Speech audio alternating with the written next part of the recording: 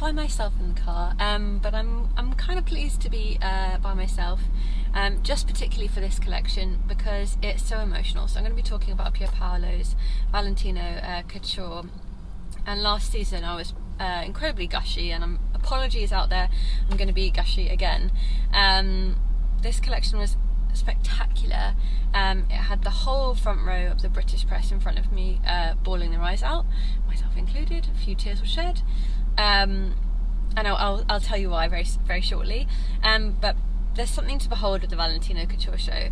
There's something that Pierpaolo has that seems to be a little bit of a magic touch, and everyone has kept saying, can he top himself, can he do better, where do you go from last season? It was so spectacular last season, and every single season it seems to be getting progressively more and more spectacular, and it's so emotive. And I think that's something that, even though the clothes are fantastic, that's something that's really important in the way that Pierpaolo presents. So it's at the Hotel Salamander Rothschild, which it is every season, and when you walk in there's a smell, and I can't put my finger on what it is. It's jasmine and it's heady, and it might have neroli in it, but it's a Valentino smell, and just smelling that is enough to make you feel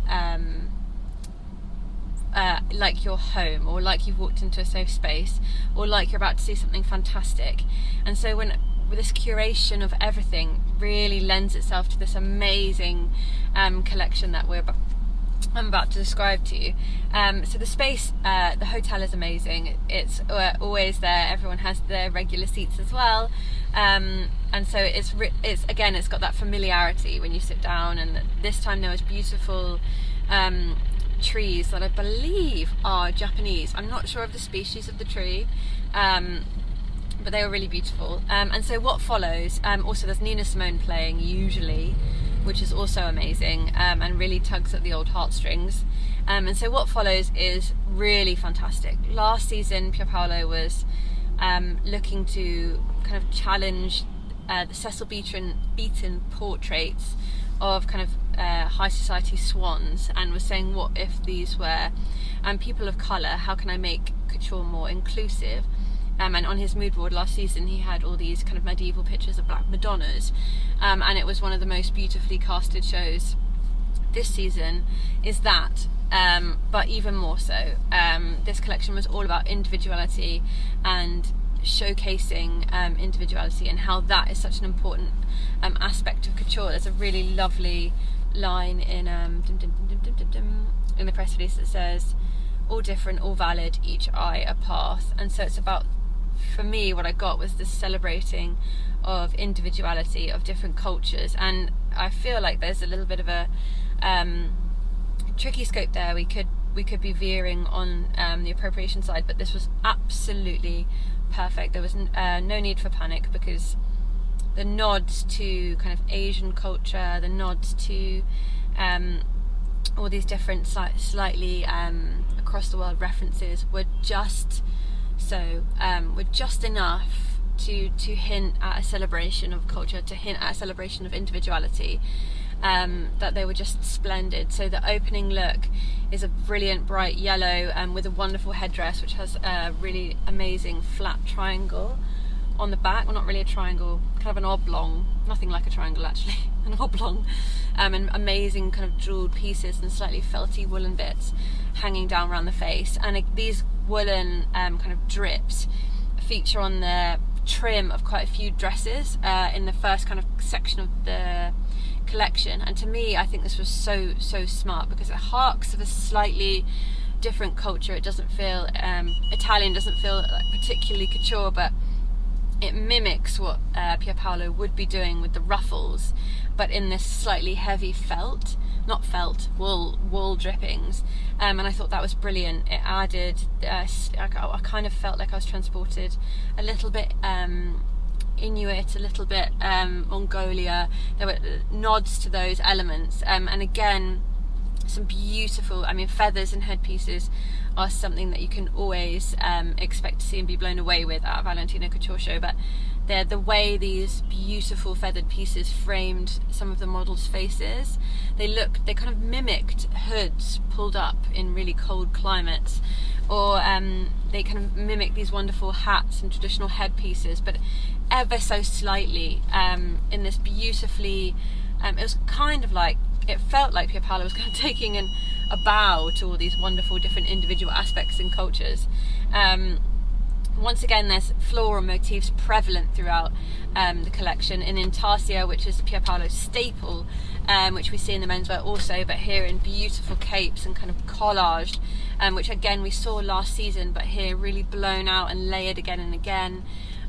Some absolutely spectacular chainmail dresses, again with this wonderful swooping headpiece, and again some slightly medieval twinges. And when I'm talking about all these references, they are so subtle, and that's where I think the strength to this collection comes in. You could look at this and say wonderful colours, beautiful shapes, absolutely incredible lines on some of those dresses, and you might not pick up on any of these kind of nods, and in fact this is certainly me putting my opinion onto these clothes, but they're so subtle, which is where I think this amazing success comes from. There's a hint of something that could be a little Inuit, a tiny hint of something that feels a little bit Asian.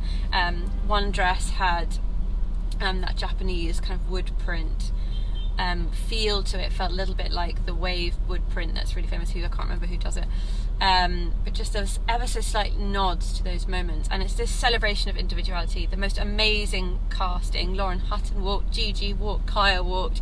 Aduk closed the show in the most fantastic cascading purple sheer dress. The casting is always fantastic. It's just so much to digest, but so much beauty. And what I love is that in all of this fabulous frill and flower and decoration and feather, which sounds like a lot, it feels effortless, it feels so calm, it feels joyous, it feels like you want to stand and sing and be a part of this crowd, be this woman. I want to be the Valentino woman because she feels proud and happy and amazing. And God, I feel like I'm going to cry again.